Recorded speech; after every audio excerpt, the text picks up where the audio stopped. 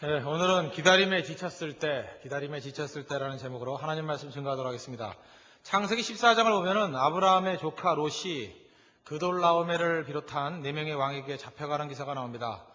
아브라함이 이 얘기를 듣고 아무 생각 없이 도와줘야겠다. 이 환대의 정신을 가지고 가서 도와줬습니다. 도와줬더니 대승리를 거두게 되었고 아무 조건 없이 도와준 것을 통해서 당시 팔레스타인의 실력자로 대우받게 됐습니다. 한마디로 해서 뜨는 사람이 됐습니다. 우리도 마찬가지입니다. 하나님 앞에서 이렇게 도우려고 마음 먹는 사람을 하나님이 높여주시기도 하고 더 강하게 만드시기도 한다는 것입니다. 그러면 어찌 보면 섬기는 자가 큰 자가 된다는 것을 보여주는 아주 귀중한 사건이라고 생각을 합니다. 근데 문제가 뭐냐? 승리하고 난 다음에 나름대로 아브라함에게는 좀 걱정되는 부분이 있었던 것 같습니다. 오늘 1절에 보니까 이후에라고 나오죠. 이후에가 언제입니까? 이 큰 승리를 거두고 난 다음에, 명성을 얻고 난 다음에, 승리를 거두고 난 다음에.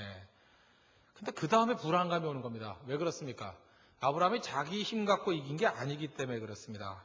자기 힘 갖고 이긴 게 아니라 그냥 얼떨결에 이긴 거죠. 쉽게 얘기하면. 우리가 이 땅을 살아가면서 믿음이라는 게 뭔지 아십니까? 우리가 선교를 갈 때도 그렇고 어떤 사안을 놓고도 하나님 믿고 의지하다 보면은 어느 순간인가 얼떨결에 다 승리해버립니다. 근데 그 다음에 돌이켜서 자기 자신을 살펴볼 때 깜짝 놀라는 거예요. 어떻게 내가 그런 걸 했지? 내가 어떻게 이겼지? 믿음이 흔들려버리는 것입니다. 신앙이라는 건 뭐냐?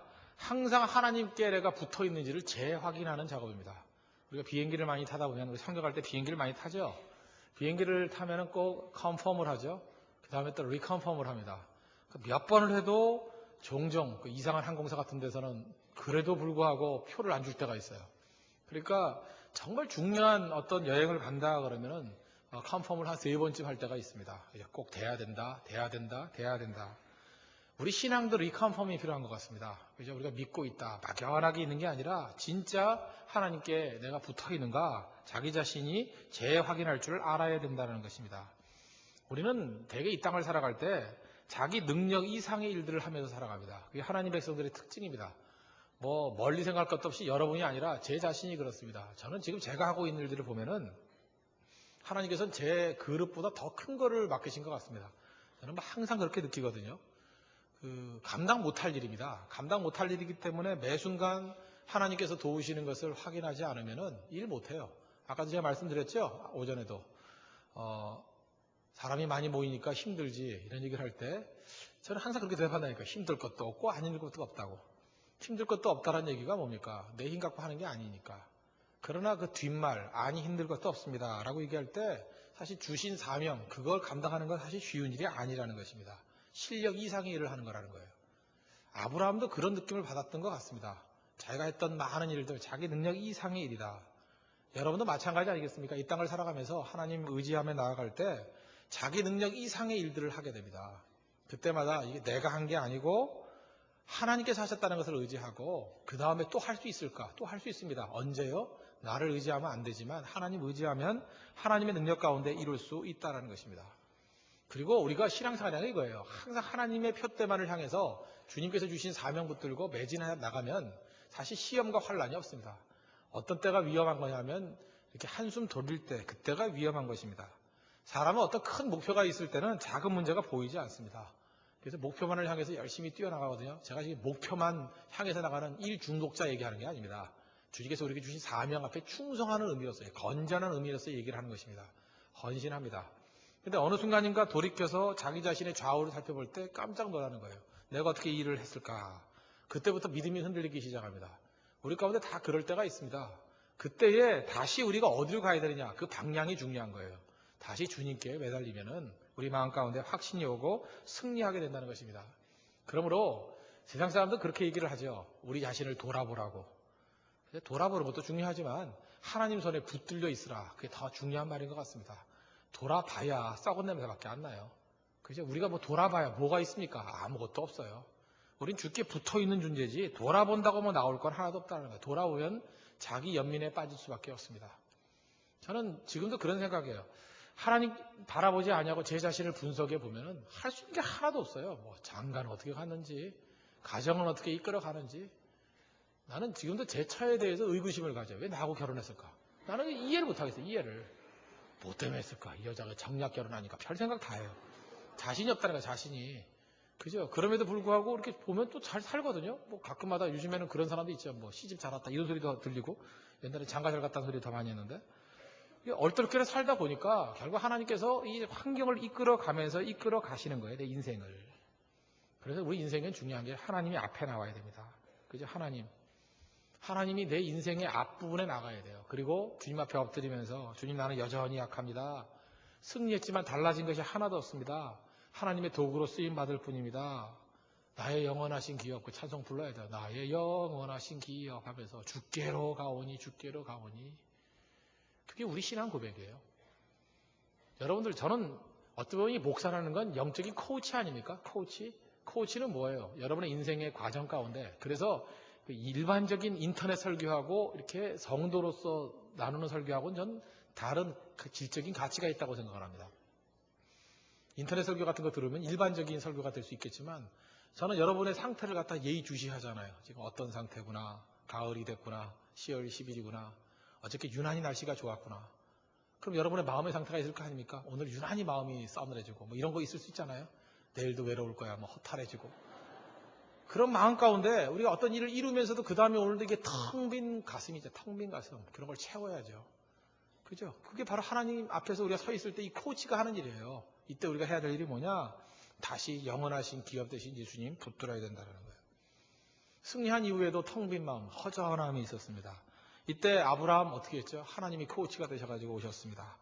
이긴 이후에 두려워하고 허전하는 아브라함에게 말씀으로 위로해 주시죠. 이후에 1절 여호와의 말씀이 이상 중에 아브라함에게 임하여 가라사대 아브라함아 두려워 말라 나는 너의 방패요 너의 지극히 큰 상급이니라. 우리도 이렇게 위기 가운데 있을 때 하나님의 이런 음성이 들려오면 얼마나 좋겠어요. 우리도 설교를 통해서 성경 말씀을 통해서 이 음성이 들려오잖아요. 나는 너의 방패요 너의 지극히 큰 상급이다. 내가 너를 한 번만 돕고 안 돕는 게 아니라 계속 도와줄 테니까 염려하지 말아라. 하나님께서 여러분 이 자리까지 이끌어 오셨지만 주님이 스바전에서 우리 3장 17절 찬양에 있죠. 너의 하나님 여호와가 그죠? 너희 가운데 계시니 그는 구원을 이루실 전능자시라 그러면서 우리를 잠잠히 바라보시고 사랑하신다고. 그 하나님이 나의 하나님인데 그거 확인하는데 우리가 어떻게 흔들릴 수 있겠습니까? 흔들릴 수 없죠. 옛날에 그런 글을 한번 읽어본 적이 있어요. 어떤 여자분이 있었는데 이게 사고로 인해서 반신불수가 됐습니다. 반신불수가 됐는데 그 남편이 그렇게 사랑하는 거예요. 사랑하고 돌봐주고. 근데 이 여자도 남편을 사랑한 거예요. 서로 사랑을 하는데 이 여자는 생각하기를 사랑하기 때문에 예수를 제대로 안 믿어서 그런지 이상하게 사랑을 한 거예요. 나 같은 사람이 짐이 돼주는 게 이 남편에게 행복이 아니야. 그래서 수면제를 20알인가를 먹었다라는 거예요. 먹어서 죽으려고. 근데 또 죽으려고 밥 먹는다고 또 쉽게 죽는 것도 아니죠. 먹다가 토했는지 어떻게 되는지 수면제를 먹다가 안 넘어간다고 물을 너무 많이 마셨는지 이게 뭐 어떻게 된 건지 이불이 그 흥건하게 젖을 정도로 오줌을 많이 넣는가 봐요.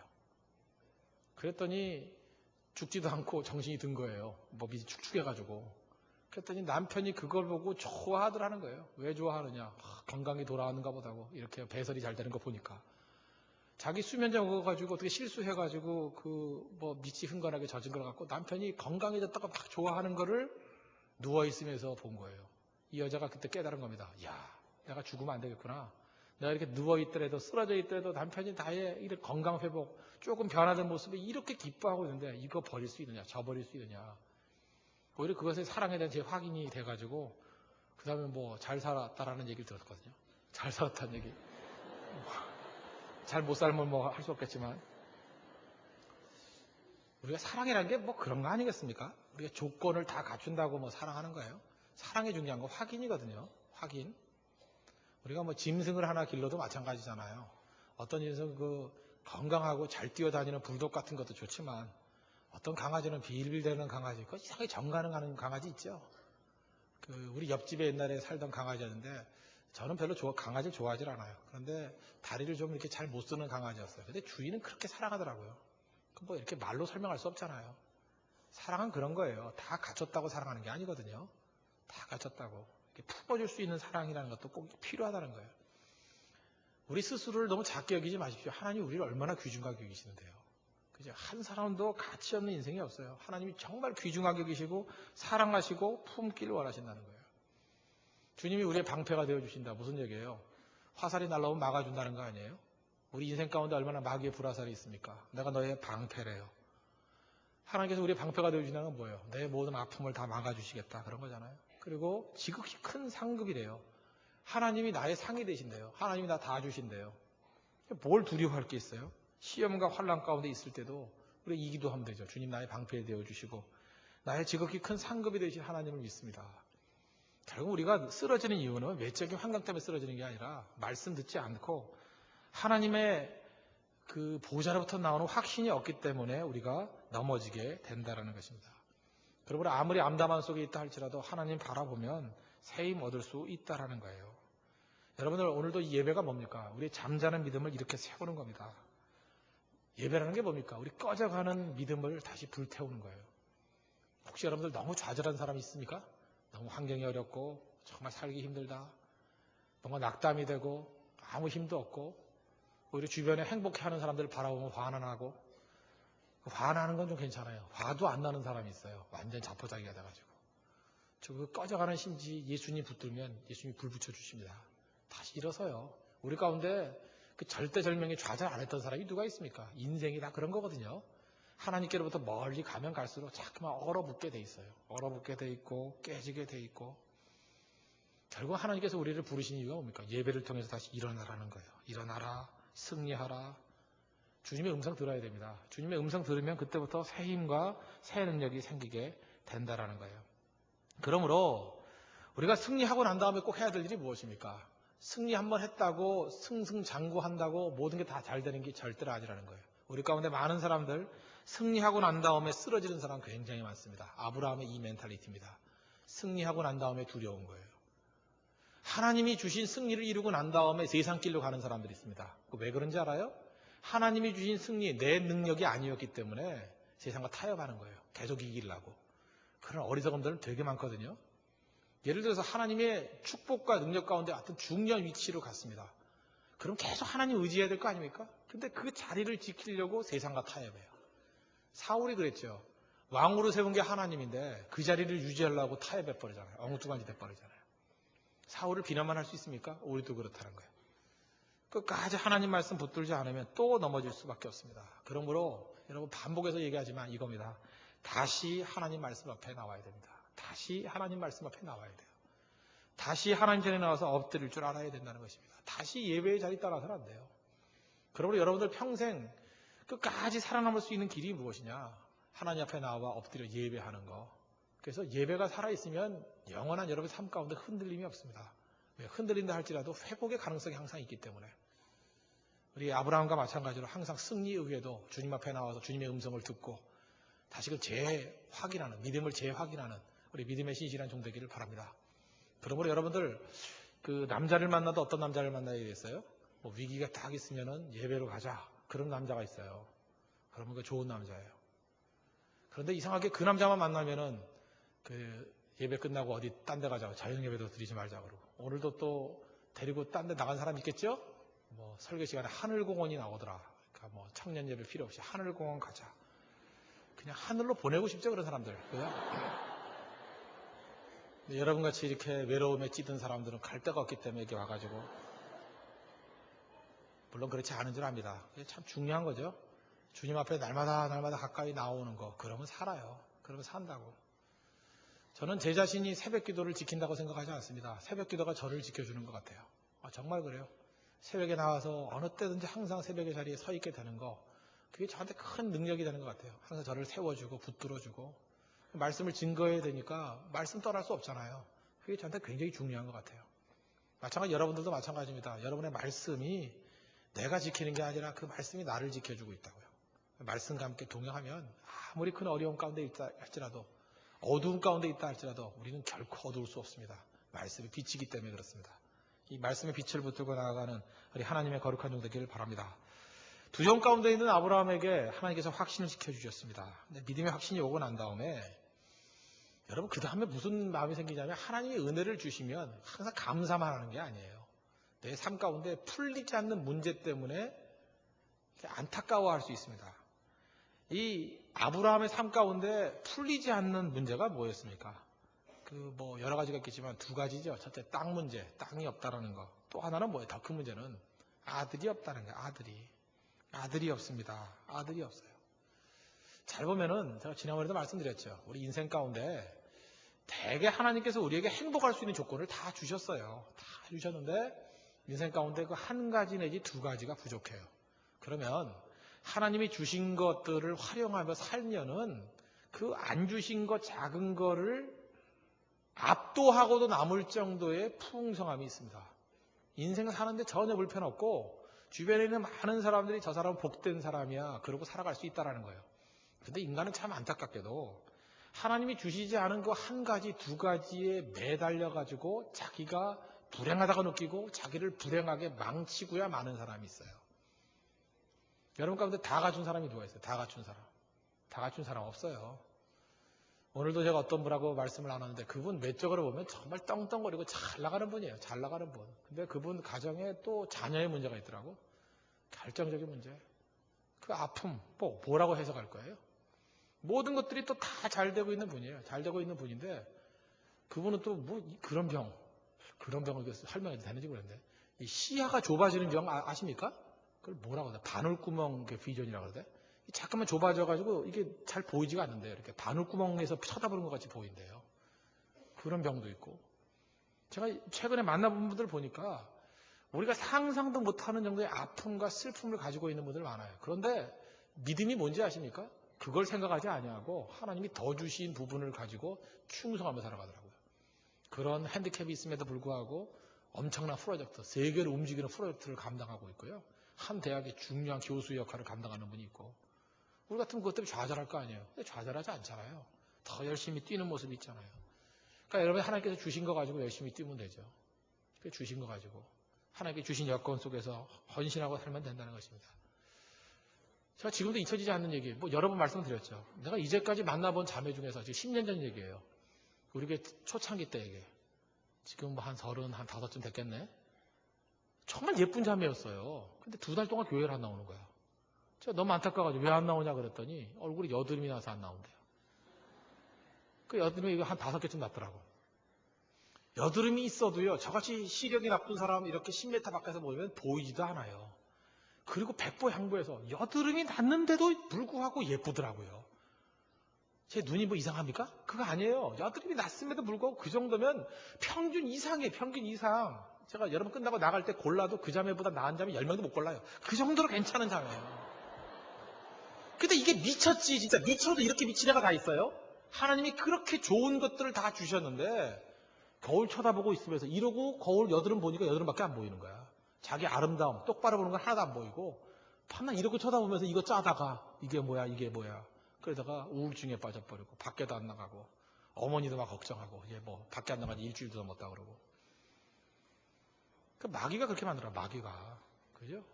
우리는 이 얼굴을 하고도 막 자신 있게 나오는데 자신 있게 나와가지고 얼굴 내밀고 막. 저도 인터넷에 제 사진을 표지에 띄운다는 게 얼마나 큰 용기인지 아십니까? 어떤 사람은 저한테 그러다 뻔뻔하다고. 왜 뻔뻔해요? 나 뻔뻔해. 뻔뻔이야. 이게 믿음이야, 이게 믿음. 여러분 인생 가운데 이렇게 부족한 것들 그거 잠깐 바라보지 마시고 하나님께서 우리에게 주신 것들 그걸 바라봐야죠. 하나님께서 이렇게 치유하는 방법이 있습니다. 아브라함이 어떻게 하죠? 아브라함아 나오라 그랬죠. 나오라. 그리고 뭐랍니까? 하늘에 있는 별 좀 보래요. 야, 별 좀 봐라. 그래 놓고 난 다음에 뭐라 그러죠? 5절. 그를 이끌고 밖으로 나가 가라사대 하늘을 우러러 무뼈를 셀 수 있나 보라. 또 그에게 이르시되 내 자손이 이와 같으리라. 하나님께서 치유하시는 방법이 있습니다. 우리가 이렇게 작은 것에 매여 있고 그럴 때마다 별 보여주시면서 내가 너의 방패가 되고 너의 지극히 큰 상급이 된다 그랬지. 네가 지금 아들 못 낳아가지고 기다림에 지쳐있지. 지치지 말라는 거예요. 내가 너의 하나님인데 왜 지치니? 별을 만드신 하나님이 그래 애 하나 못 만들어주겠니? 걱정하지 말라는 거예요. 그리고 아들 문제 그러고 있을 때 하나님께서 아들 문제로 다루시는 게 아니라 별 문제로 초점을 옮겨가 버리잖아요. 별을 쳐다봐라.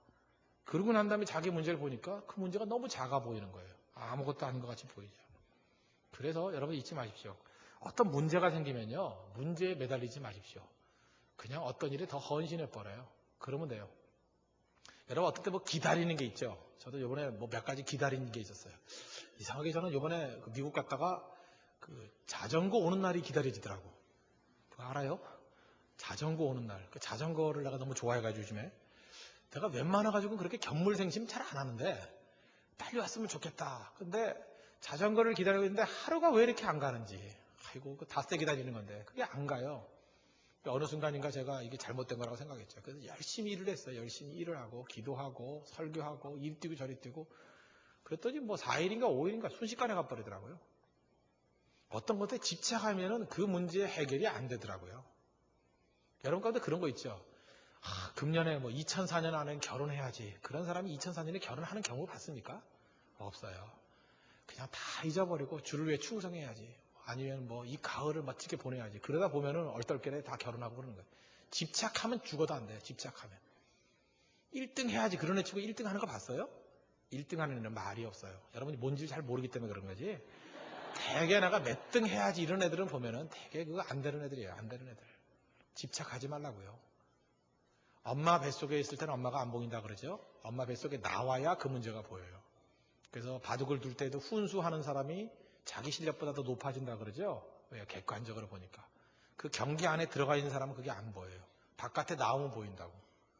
하나님께서는 객관화시키는 능력을 가지신 분이에요. 아브라함의 아들 문제 그리고 그 안에 매여 있을 때 하나님의 그 놀라운 카운셀링을 보십시오. 아브라함아 나와라 별 봐라. 보이잖아요. 그 다음에. 그래서 우리 삶 가운데 이런 스포츠에 좀 빠지고 그런 필요성이 있는 것 같아요. 자기가 하는 것 말고 다른 일에 깊이 빠지면 자기 하는 일이 보여요. 그 존 스타트 같은 사람은 새 연구했죠. 새. 밤낮 새만 연구해요. 그 새를 얼마나 깊이 연구했는지 그 새 연구에 관한 그 저서를 보면 거의 전문가 수준이에요. 새를 깊이 연구하니까 성경을 깊이 연구할 수 있는 거예요. 자기 일만 하는 게 아니라고. 저는 뭐 미국식 교육이 다 좋다고 생각하지 않지만 공부만 잘하는 애를 대학에서 뽑지 않잖아요. 교재도 할 줄 알고 스포츠, 반드시 스포츠를 할 줄 알아야 돼. 한 가지 정도는. 거기서 탁월한 것도 개인 스포츠가 아니라 팀 스포츠를 잘 해야만 뭐 아이비리그에 좋은 대학에 들어갈 수 있다 그러죠. 유학 가는 애들 말고. 그 고등학교부터 졸업해가지고 가는 사람들. 저는 그게 굉장히 중요한 개념이라고 생각합니다. 집착하지 않고 객관화시킬 수 있는 능력을 거기서 기르는 거예요. 객관화시킬 수 있는 능력. 하나님께서 별 보라 그러잖아요. 별 보라. 별 보라 바라보고 난 다음에 자기 문제를 보니까 그거 아무것도 아니잖아요. 그때부터 해결이 되더라는 것입니다. 그러므로 여러분들이 이 땅에서 여기 지혜를 하나 얻어야 되는데 삶이 이렇게 문제가 해결이 안 되고 어려워지죠. 거기에 매달리지 마십시오. 뭐 며칠까지 하겠습니다. 이런 거 생각하지 말고 주께서 우리에게 주신 일들에 대해서 충성하십시오. 그리고 자기가 헌신해야 될 부분들 주님이 주시면 그 문제하고 관계없는 일에 헌신하십시오. 그러면 묘한 게 그 문제가 해결이 돼요. 그 문제가 해결이 된다고. 예를 들어서 이게 뭐 물이 있다 그러면은 물이 다 빠져가 배가 하나 걸려 있다 그러면 그거 잠깐만 밀라 그러다가 나중에는 배가 깨질 수 있다고요. 그냥 신경 쓰지 말고 열심히 일하다 보면 밀물은 와요. 밀물이 올 때 밀면은 쉽게 해결되죠. 어쨌든 하나님께서 때가 될 때까지 기다리라고 우리 삶의 문제를 안 풀어주실 때도 있다고요. 우린 타이밍을 몰라요. 집착하지 마십시오. 집착하지 말고 하나님께서 우리에게 주셨던 확실히 알 수 있는 일들, 그 일들 하게 만드신다는 것입니다. 하나님께서 수없이 좌절하고 기다리게 만드는 이유가 뭡니까? 하나님의 때, 하나님의 뜻, 그거 깊이 알라는 거예요. 저는 개인적으로도 그럴 때가 있습니다. 우리 그 사역자들도 그렇고 너무 쉽게 문제가 해결되는 것은 복이 아니라고 생각을 해요. 저는 개인적으로 제가 굉장히 유익했던 게 뭐냐면 제가 전에 있던 교회에서 참 그 교회 구조가 참 특이했어요. 이렇게 교육전사를 끝내고 나면은 뭐 이렇게 전임 사역을 시켜줘야 될 거 아니에요. 그죠? 전임이 됐으면은 뭐 그 다음에 뭐 목사로서 뭐 청빙을 한다든지 뭐 이런 게 있어야 될 거 아니에요. 그래서 저한테 그게 없었어요. 그러니까 밤낮 6개월 다녀요. 6개월 이후에 내가 이 교회에 있어야 되는 건지 나가야 되는 건지 그 다음에 1년이 지나고 난 다음에 내가 이 교회에 있어야 되는 건지 나가야 되는 건지 한 번도 제 신분이 안정이 된 적이 없어요. 항상 불안한 거예요. 어떻게 될지 모르는. 저는 이런 생각을 했어요. 하나님 도대체 일을 시키려고 그러면 좀 사람이 마음을 좀 안정되게 해서 시켜야지. 이게 뭡니까? 그런 식의 생각을 많이 했는데 그거에 집착하니까 점점 불안해지는 거예요. 그때 제가 하나 깨달은 게 있었습니다. 하나님이 저를 훈련시키셨는데 발령은 내가 내는 거 아니냐. 뭐 1개월이 됐든 2개월이 됐든 2개월 있다가 나갈 거면 충성 안 할래. 그런 생각이 들더라고요. 뭐 1개월이 됐든 2개월이 됐든 충성해야 될 거 아닙니까? 싹 잊어버리고 헌신하기만 했습니다. 그래도 시간이 다 가고 진짜 하나님이 자동문 같아요. 어떤 마지막 순간이 되면 한 가지 길이 열리고 또 마지막 순간이 되면 또 한 가지 길이 열리고 그 다음부터 제가 뭘 배웠는지 아십니까? 배짱이 생기더라고요. 아, 하나님과 동행하는 게 바로 이런 거구나. 저는 동일한 유익을 이 자리에 있는 우리 청년들에게도 하나님이 주신다고 믿습니다. 뭐가 이렇게 명확하게 잡히지 않는 게 있죠. 불안하죠. 우리 같으면 뭐 5년 보장, 10년 보장 이러면 딱 좋겠죠. 근데 되게 작은 그릇은 10년 보장이 있는데 큰 그릇은 보장을 안 해요, 하나님이. 1개월도 보장을 안 해요, 1개월도.